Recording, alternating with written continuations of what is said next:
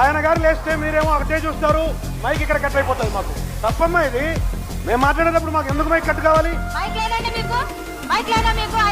అంత కోపం అయితే ఎట్లా తల్లి, అంత కోపం అయితే ఎట్లా?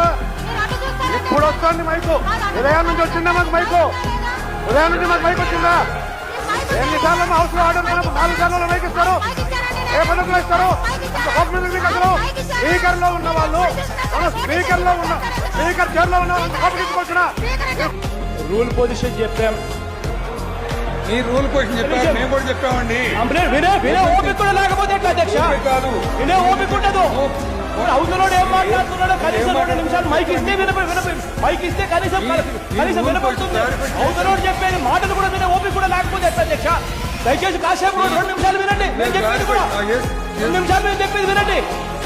చంద్రబాబు నాయుడు గారికి ఇంత సేపు మైకులు ఇస్తా ఉన్నారు, 2 నిమిషాలు నేను చెప్పేది కూడా వినండి.